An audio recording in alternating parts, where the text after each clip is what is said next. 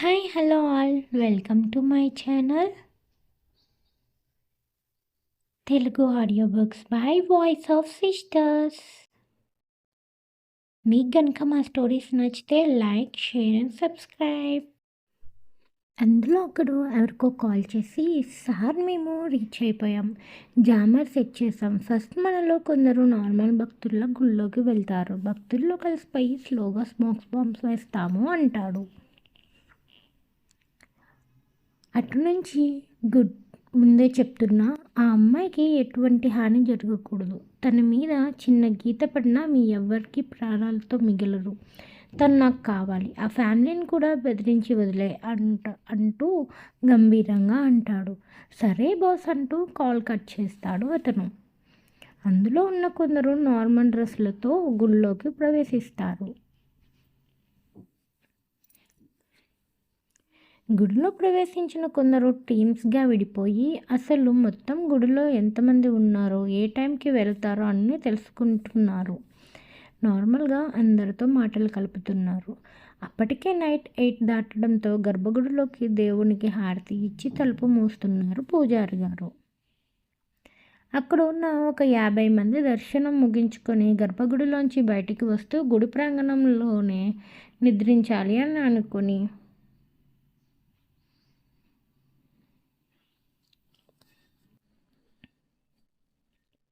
గర్భగుడికి కొంచెం దూరంగా ఉన్న కోనేరు చుట్టూ ఉన్న ప్రదేశంలో విశ్రాంతి తీసుకున్న ప్రదేశం వైపు వెళ్ళారు. విరాజ్శ్రీ తాతగారు, సులోచన ఆనంద్లు పాటు ముగ్గురు సర్వెంట్స్, ముగ్గురు సెక్యూరిటీ వాళ్ళు కూడా ఉన్నారు.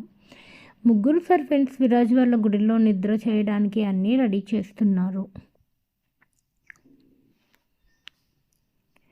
శ్రీకి గుడికి వచ్చినప్పటి నుంచి ఒక్క మాట కూడా మాట్లాడకుండా అలానే సైలెంట్గా ఉండిపోయింది. శ్రీ. విరాజ్కి శ్రీ ఎందుకు మౌనంగా ఉండిపోయింది తెలియలేదు.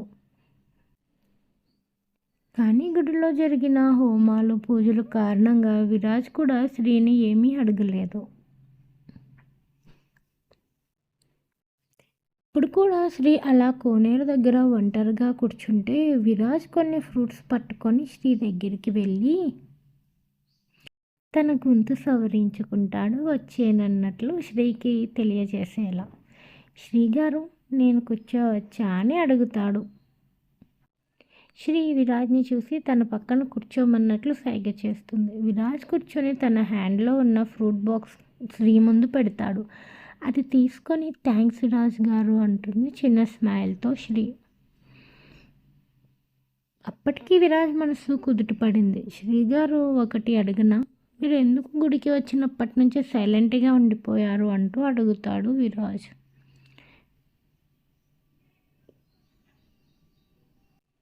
శ్రీ దానికి, నేను దేవుడికి నా మనసులో థ్యాంక్స్ చెప్పుకుంటున్నా, మీలాంటి మంచివారిని నా లైఫ్లోకి పంపినందుకు. అలానే మీ ఫ్యామిలీ అంటుంది. నా ఫ్యామిలీ కాదు శ్రీ గారు, ఇప్పుడు మీ ఫ్యామిలీ కూడా అంటాడు విరాజ్ కళ్ళెగరేస్తూ. శ్రీ విరాజ్ని చూస్తూ, నా ఊహ తెలిసినప్పటి నుంచి నాకు ఒక ఫ్యామిలీ ఉండాలని, వారితో ఇలా టెంపుల్కి రావాలని కోరుకునేదాన్ని. అది ఈరోజు నెరవేరుతుంటే ఆనందంలో నా నోట మాట రాలేదు విరాజ్ గారు అని చెప్తుంది శ్రీ.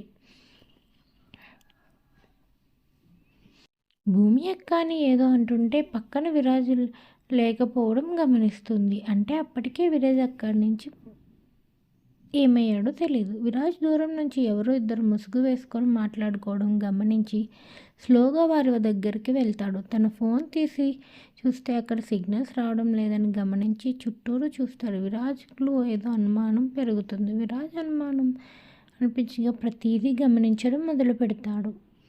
దూరంగా చీకట్లో ఉన్న ఇద్దరు వ్యక్తులు దగ్గరికి వెళ్ళేసరికి అక్కడ వారు కనిపించరు. విరాజ్ అనుమానం ఇంకా పెరుగుతుంది.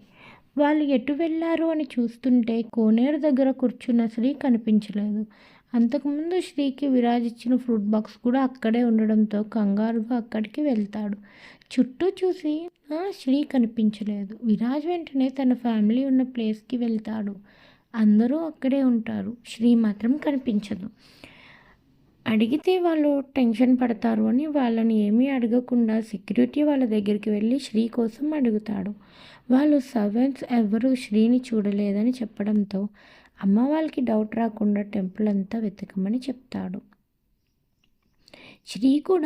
విరాజ్ కూడా శ్రీని వెతుక్కుంటూ వెళ్తాడు. శ్రీని ఎవరైనా కిడ్నాప్ చేశారంటారా? చేస్తే ఎందుకు? ఎవరు?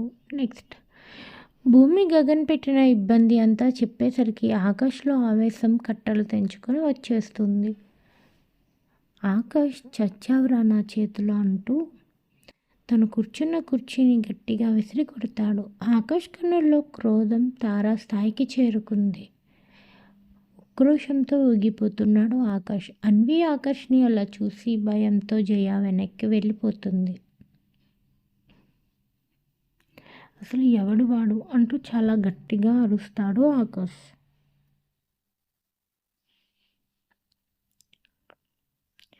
భూమి వాడికి ముందే తెలుసా అన్న ఆలోచన సడన్గా ఆకాష్లో మెదులుతుంది. అదే క్వశ్చన్ ఆకాష్ మైండ్ అంతా తిరిగేస్తూనే ఉంది. లేదా షాపింగ్ మాల్లో భూమిని ఏడిపించినప్పుడే ఆ రోజు వాడికి గట్టిగా పనిష్మెంట్ ఇచ్చి ఉంటే మళ్ళీ భూమికి ఈ పరిస్థితి వచ్చేది కాదేమో అని మనసులో అనుకుంటాడు.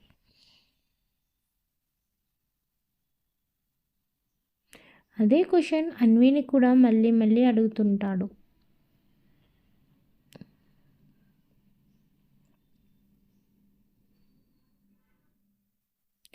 అన్వి మాత్రం భయంతో తల ఊపుతుంది తప్ప ఇంకేం మాట్లాడటం లేదు.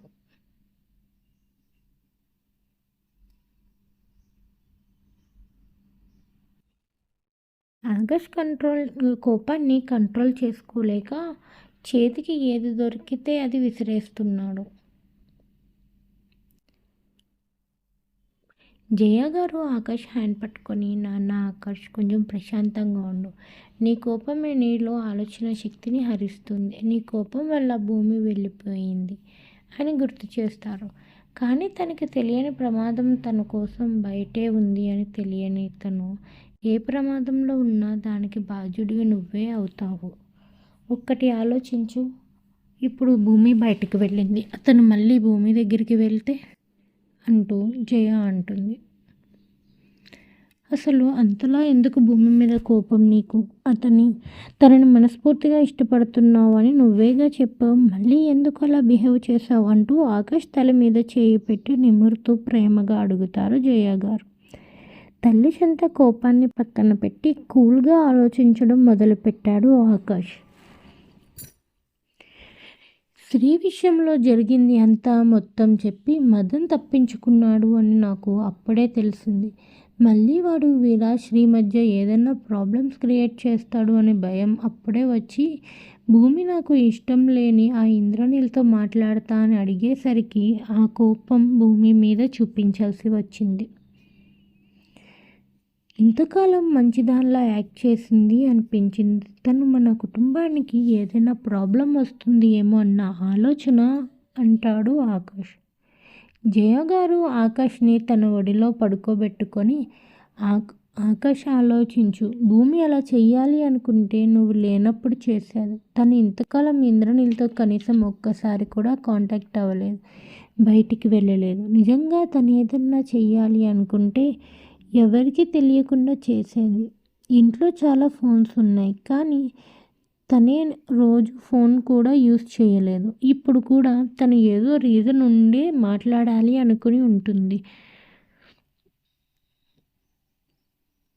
అది కూడా నిన్ను అడిగింది తప్ప తనే ఫోన్ డైరెక్ట్గా తీసుకొని ఫోన్ చేయలేదు అంటుంది. అమ్మ మాటలు వింటూ ఆకాష్ ఆలోచనలో విత్తనం మొలకెత్తింది. జయ గారు ఆకాష్ని నీకు ఇంకో మాట చెప్పాలి. కొన్ని రోజుల క్రితం భూమికి ఒక లెటర్ వచ్చింది అంటుంది. ఆ మాటకి ఆకాష్ ఒక్కసారిగా షాక్ అవుతాడు. ఆ మాట వినగానే ఆకాష్ జయ గారు ఒడిలోంచి లేచి కూర్చొని లెటర్ వచ్చిందా అని అడుగుతాడు. భూమిక ఎవరి నుంచి, ఎక్కడి నుంచి, ఎప్పుడొచ్చింది అంటూ వరుసగా క్వశ్చన్ మీద క్వశ్చన్ వేస్తున్నాడు ఆకాష్.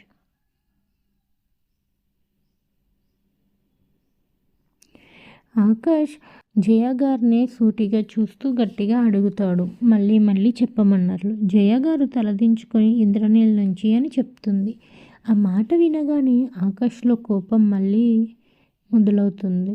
వెంటనే పైకి లేచి నిలబడ్డాడు ఆకాష్. క్వశ్చన్ మార్క్ ఫేస్తో జయ గారిని చూస్తుంటే జయ గారు నిజం అన్నట్లు తల ఊపి, లెటర్లో ఏముంది? నాకు తెలియకుండా లెటర్ ఎందుకు తనకి ఇచ్చావమ్మా అని అడుగుతాడు ఆకాష్.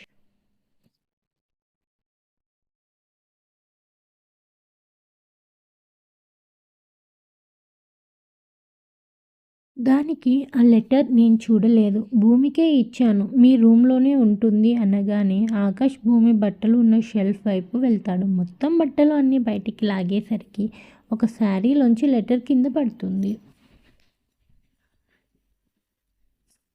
అది చేతుల్లోకి తీసుకొని చదవడం మొదలు పెడతాడు ఆకాష్.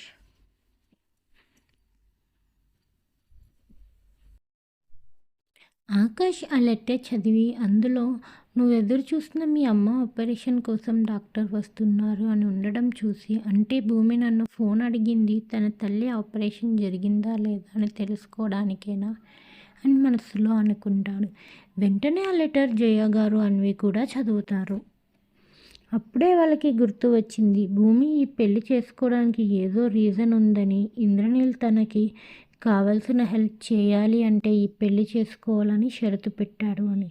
అది భూమి తల్లి ఆపరేషన్నా అని అనుకునేసరికి ఆకాష్ తనని తాను తిట్టుకోవడం మొదలు పెడతాడు. నేనే తనని అర్థం చేసుకోలేకపోయాను. నైట్ తనని అడిగాడు కదా, అందుకే తను చెప్పాలి అనుకున్నది అనుకుంటా అని తనలో తానే ఆలోచించుకుంటాడు. నా వల్ల భూమి ఇంకా ప్రాబ్లంలో పడేలా చేశాను. వాడు ఎవడన్నా భూమి ఎక్కడ ఉన్నా ఎంత పెద్ద ప్రమాదంలో ఉన్నా నేనే కాపాడుకుంటాను అనుకుంటాడు. జయ గారు ఆకాష్ను ఏం చేస్తున్నావో నాకు తెలియదు, నా చిన్న కోడలు ఇంటికి వచ్చేసరికి నా పెద్ద కోడలు క్షేమంగా ఇంట్లో ఉండాలి అంటుంది. అమ్మ, భూమి ప్రాణానికి నా ప్రాణం అడ్డు పెట్టైనా తీసుకువస్తా అంటాడు ఆకాష్. ఇంతలో ఆకాష్ ఫోన్కి కాల్ వస్తుంది. చూస్తే అది ఇంద్రనీల్.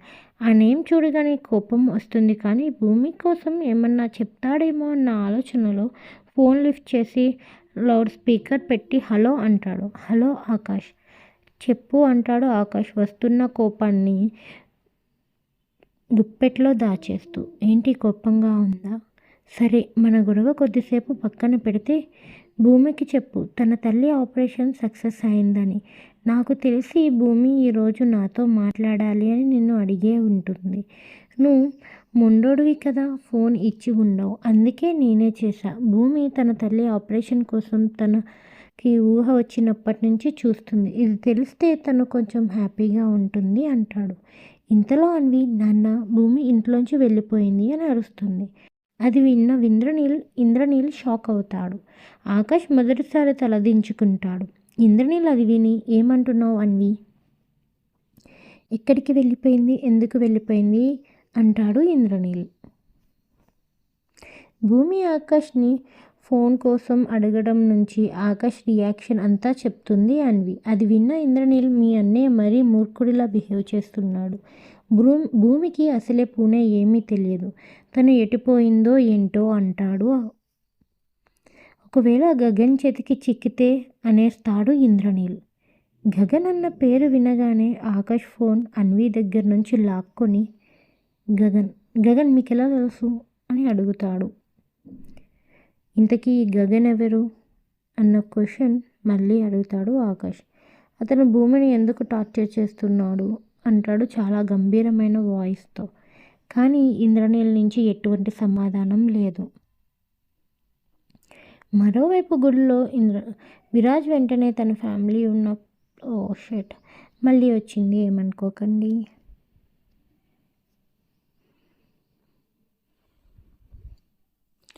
వాళ్ళు సర్వెంట్స్ ఎవరు శ్రీని చూడలేదు అని చెప్పడంతో అమ్మ వాళ్ళకి డౌట్ రాకుండా టెంపుల్ అంతా వెతకమని చెప్పి శ్రీ వెతుకుతూ వెళ్తాడు విరాజ్.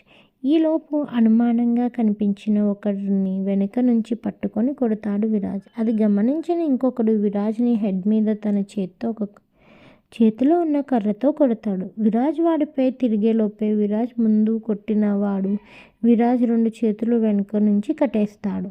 అలానే నోట్లో క్లాత్ పెట్టేసి అమ్మాయి ఎదురా అని అడుగుతూ చెప్పు అంటూ పొట్టలో గట్టిగా గుద్దేస్తారు విరాజ్ని. ఆ మాట వినగానే విరాజ్ కన్నులు పెద్దవి అవుతాయి.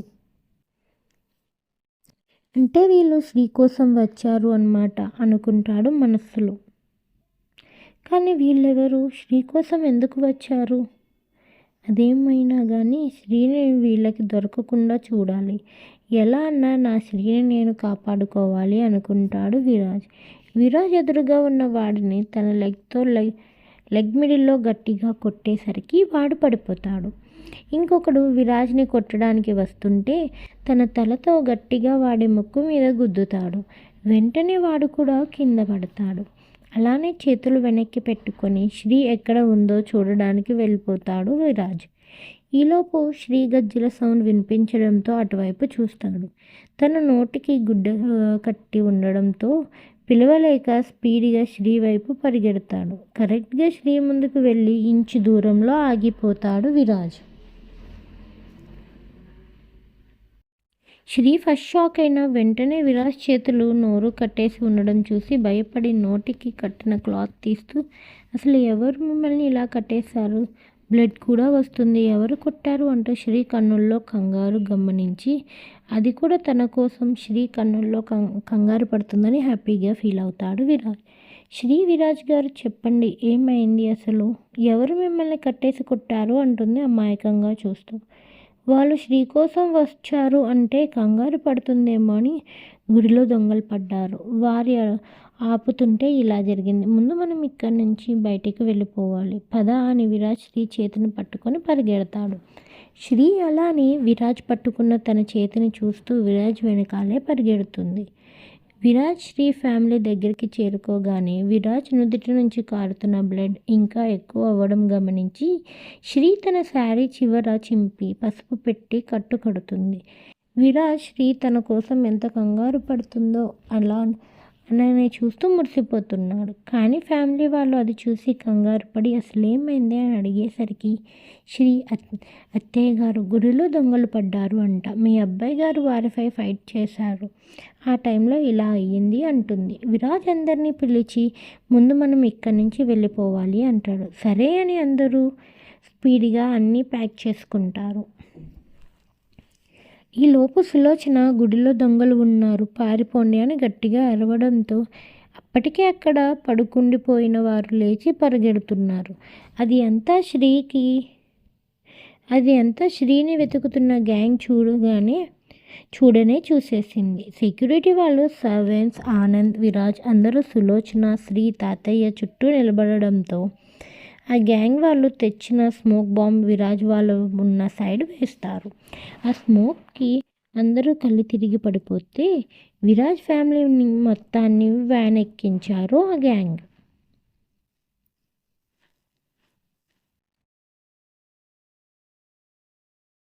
శ్రీని ఎత్తుకెళ్ళిపోవడానికి వచ్చిన గ్యాంగ్ ఎవరై ఉంటారు?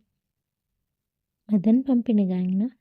గంట తర్వాత కన్నులు తెరిచి చూసిన విరాజ్ ఒక రూమ్లో ఫ్యామిలీ అందరినీ కట్టేసి ఉంచారు. శ్రీ మాత్రం అక్కడ లేదు. విరాజ్ నోటిలో క్లాత్, హ్యాండ్స్ అండ్ లెగ్స్ కట్టేసి ఉండడంతో ఏం చెయ్యాలో తెలియని పరిస్థితుల్లో పడ్డాడు. శ్రీ ఏది అంటూ తన మనస్సు కలవరపడుతుంది. శ్రీ ఎక్కడ ఉంది, అసలు వీళ్ళెవరు అన్న ఆలోచన విరాజ్ బ్రెయిన్ని పురుగులా తినేస్తుంది.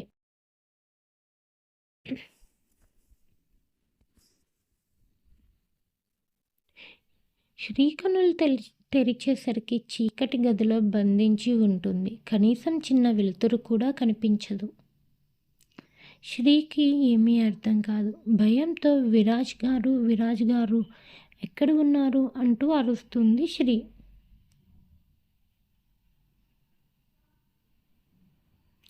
ఇక్కడ ఎవరైనా ఉన్నారా, ప్లీజ్ హెల్ప్ చేయండి అంటూ శ్రీ గట్టిగా అరుస్తుంది. Help me. చుట్టూ నిశ్శబ్దం, చీకటి తప్ప చిన్న సౌండ్ కూడా వినిపించడం లేదు. హెల్ప్ అని అరుస్తూ గట్టిగా అరుస్తుంది శ్రీ. ఇంతలో 5 ఆడవాళ్ళు హ్యాండ్స్లో బాక్స్ పట్టుకొని శ్రీ దగ్గరికి వచ్చి, ఎందుకు మేడం అరుస్తున్నారు? ఇప్పుడు మీరు ఎంత అరిచినా మిమ్మల్ని కాపాడడానికి ఎవ్వరూ రారు.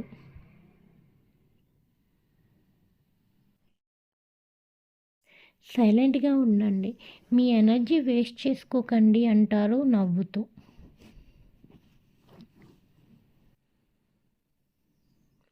మీకేమన్నా అయితే మా బాస్ మమ్మల్ని బతకనివ్వరు, సో సైలెంట్గా మాకు కోఆపరేట్ చేయండి అంటుంది అందులో ఒక ఆమె.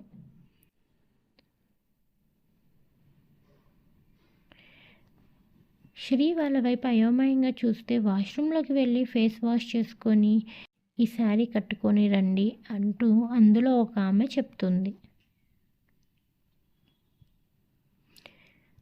శ్రీ అప్పటికీ కదలకపోవడంతో ఆ శారీ తీసి శ్రీ ముందు ఉంచుతుంది ఒక ఆమె. నేనెందుకు కట్టుకోవాలి అంటూ శ్రీ గట్టిగా వాళ్ళని తర్కాయిస్తుంది. అసలు ఎవరు మీరు? మీ బాస్ ఎవరు? నన్ను ఎందుకు ఇక్కడికి తీసుకొచ్చారు?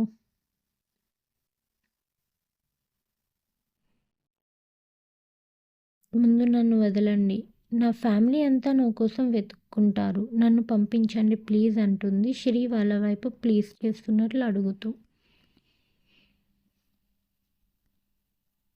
కానీ వాళ్ళు శ్రీ మాట వినకుండా, మేడం మీరు బెట్టు చేయకుండా వెళ్ళి చెప్పింది చేయండి, లేదంటే మా లైఫ్ రిస్క్లో పడుతుంది అంటుంది. అసలు నేనెందుకు వెళ్ళి శారీ మార్చుకోవాలి? నేను మార్చుకోను. ముందు నన్ను బంధించిన మీ బాస్ ఎక్కడ ఉన్నాడో చెప్పండి, అతని దగ్గర నన్ను తీసుకువెళ్ళండి, లేదా అతన్ని ఇక్కడికి రమ్మనండి అంటూ శ్రీ చాలా గట్టిగా మాట్లాడుతుంది. మేడం మీరు అడిగిన ఏ ఒక్కటి మేము చేయలేము. ముహూర్తం టైం అయిపోతుంది, ఆలోపు మిమ్మల్ని పెళ్లి కూతురులా రెడీ చేయకపోతే మా ప్రాణాలు పోవడం ఖాయం, దయచేసి మమ్మల్ని మా పని చేసుకొనివ్వండి అంటారు వాళ్ళు శ్రీని చూస్తూ. పెళ్లి కూతురేంటి అంటూ కంగారుగా అడుగుతుంది శ్రీ.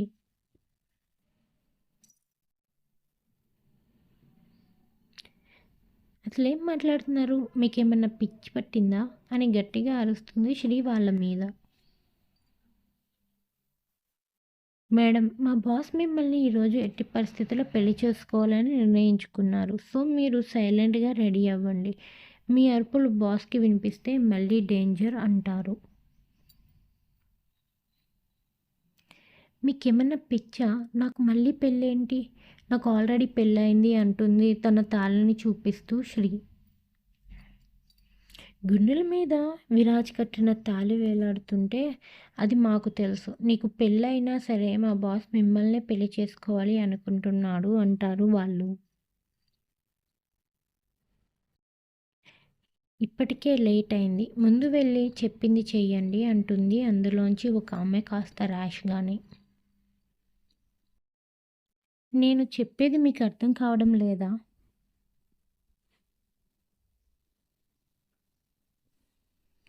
పెళ్ళైన అమ్మాయికి మళ్ళీ పెళ్ళేంటి, మీరు కూడా ఆడవారేగా, మీకు మనసు లేదా, డబ్బు కోసం ఎలాంటి పనికన్నా దిగజారిపోతారా, ఛీ అంటూ వాళ్ళని అసహించుకుంటుంది.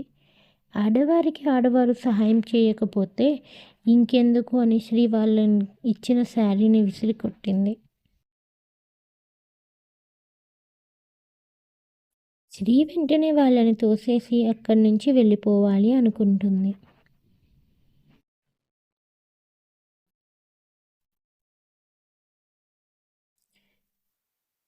అక్కడ జరిగేది అంతా సీసీ కెమెరాలో గమనిస్తున్న లడ్డు రూమ్లోకి వచ్చి శ్రీని చెంప మీద లాగిపెట్టి ఒక్కటి కొడతాడు. వెంటనే కోపంగా, హే చూడు, నా అన్న నీ మీద మోజుపడ్డాడు కాబట్టి నిన్ను ఇంకా మర్యాదగా ట్రీట్ చేస్తున్నాం, ఇంకొక మాట నోట్లోంచి వచ్చినా నేనేం చేయగలను నీకు తెలిసేలా చేస్తా అంటూ తన పాకెట్లో ఉన్న ఫోన్ తీసి అందులో విరాజ్ వాళ్ళు ఉన్న రూమ్ సీసీ కెమెరా కనెక్ట్ చేస్తాడు. చీకటిలో ఫ్యామిలీ అందరూ కాళ్ళు చేతులు కట్టేసి నోటిలో క్లాత్ పెట్టి ఉంటారు. ఆ రూమ్లోనే ఒక మూల కొందరు గన్స్ పట్టుకొని ఉంటారు. నువ్వు ఇక్కడ ఉండే తీరు బట్టి అక్కడ వాళ్ళకి ట్రీట్మెంట్ ఉంటుంది అంటాడు లడ్డు అది చూపిస్తూ. శ్రీకి వెంటనే నోటంట మాట రాలేదు. శ్రీ వాళ్ళని చూడగానే కన్నీటి పర్యంతమై, నా భర్తని నా కుటుంబాన్ని ఏమీ చేయకండి ప్లీజ్, మీకు దండం పెడతాను అంటుంది లడ్డు వైపు చూస్తూ. మీరెవరో నాకు తెలియదు, నన్ను ఎందుకు తీసుకువచ్చారు అంటుంది. మూసుకొని ముందు రెడీ అవ్వు, లేదా వాళ్ళల్లో పెద్దవాళ్ళ నుంచి నా గేమ్ స్టార్ట్ చేస్తా అంటాడు చేతిలో గన్ తీస్తూ. విరాజ్ గారు తన ఫ్యామిలీ నన్ను ఎంతగానో ఆదరించారు. నా వల్ల వాళ్ళకి ఏం కాకూడదు. వాళ్ళ హ్యాండ్లో ఉన్న శారీ తీసుకొని చేంజ్ చేసుకొని వస్తుంది శ్రీ ఏమీ మాట్లాడకుండా. కానీ శ్రీకి అర్థం కాంది అసలు ఎవరు వీళ్ళు అనుకుంటూ. మదన్ ఏమన్నా పంపించాడా అన్న ఆలోచన తన మైండ్లో మొదలవుతుంది.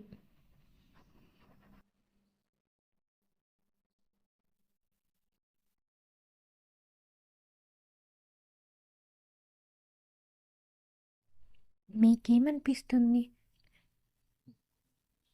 గగన్ భూమిని ఎందుకు టార్చర్ చేస్తున్నాడు అంటూ చాలా గంభీరమైన వాయిస్తో అడుగుతాడు ఆకాష్ ఇంద్రనీల్ని. గగన్ గగన్ నాకు తెలుసు, అది ఎలా ఏంటి అనేది ఇప్పుడు అనవసరం అంటాడు ఇంద్రనీల్ కాస్త ఆలోచిస్తూ. గగన్ చాలా మూర్ఖుడు, తనకి కావాలి అనుకున్న దాన్ని ఎలా అన్నా దక్కించుకుంటాడు. వాడు ఒక సైకో. గగన్ కన్ను భూమి మీద పడింది. ఆకాష్ భూమిని నువ్వు ఎలా అన్నా సేవ్ చేయాలి వాడి నుంచి అంటాడు ఇంద్రనీల్. ఇంద్రనీల్ మాటలు ముగ్గురు క్షుణ్ణంగా వింటున్నారు.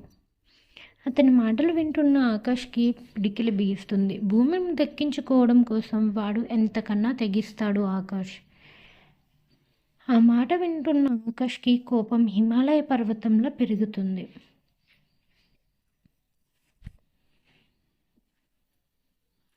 భూమి నాది, తనని తాకాలన్న ఆలోచన వచ్చినా వాడి హ్యాండ్ నరికేస్తా. అలాంటిది నా భూమిని వాడు టచ్ చేస్తే వాడి ప్రాణాలతో ఉండనివ్వను అంటాడు. నీకు సంబంధించిన వాళ్ళు అందరూ నీలానే ఎదవలే ఉంటారా? పెళ్ళి అయిన అమ్మాయిలను కోరుకోవడం, ఇంట్లో వాళ్ళని వదిలేసి వాళ్ళతో ఉండడం అంటాడు ఆకాష్. నీతో పాటు అందరే ఎదవలే అన్నట్లు మాట్లాడతాడు.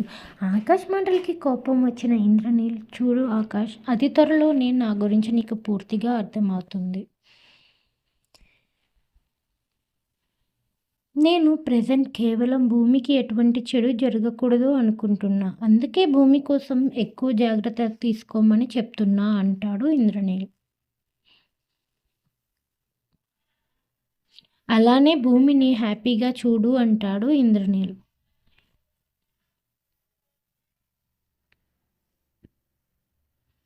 నేను నీతో ఉప్పర్ సోది పెట్టడానికి నీ కాల్ లిఫ్ట్ చేయలేదు. కేవలం నువ్వు భూమికి రాసిన లెటర్లో నాకు ఇష్టం లేకపోయినా నా కోసం మంచిగా రాశావు.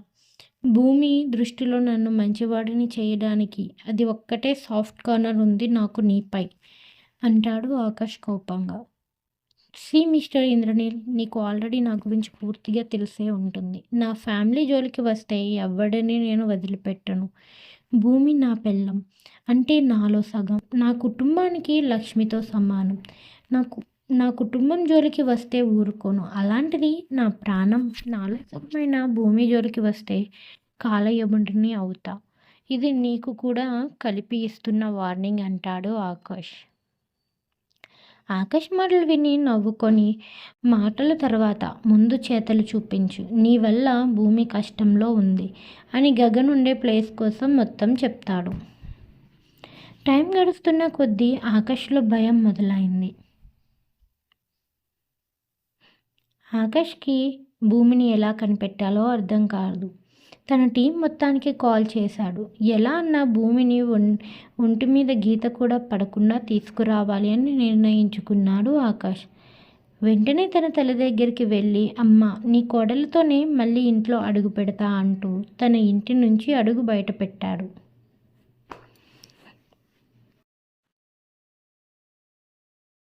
భూమి ఎక్కడికి వెళ్ళుంటుంది? ఆకాష్ భూమిని మళ్ళీ వెనక్కి తీసుకురాగలడా? Wait and watch. శారీ కట్టుకున్న శ్రీని అక్కడికి వచ్చిన వాళ్ళు అందంగా రెడీ చేస్తారు. కానీ శ్రీకి మాత్రం ఏమీ అర్థం కావడం లేదు అక్కడ ఏం జరుగుతుంటాయి. బంగారం, డైమండ్స్తో చేసిన నగలతో అలంకరించారు. శ్రీ ఆలోచన అంతా విరాజ్ వాళ్ళ దగ్గరే ఉంది. విరాజ్ శ్రీ కోసం ఆలోచిస్తూ తనకే ఎందుకు ఇలా జరుగుతుంది అని బాధలో ఎలా అన్న ఆకాష్ని కాంటాక్ట్ అవ్వాలని ఆలోచిస్తాడు. శ్రీని కుందనపు బొమ్మలా రెడీ చేసి మేలి ముసుగు వేసి మండపం ఉన్న ఏరియాకు తీసుకువెళ్ళి కూర్చోబెడతారు వాళ్ళు. శ్రీ కంట కన్నీరు వస్తుంది. శ్రీ చేసేదేమీ లేక అలా బొమ్మలా కూర్చుంటుంది. ఏం చేయాలి, ఎలా తప్పించుకోవాలి అన్నదే తన ఆలోచన.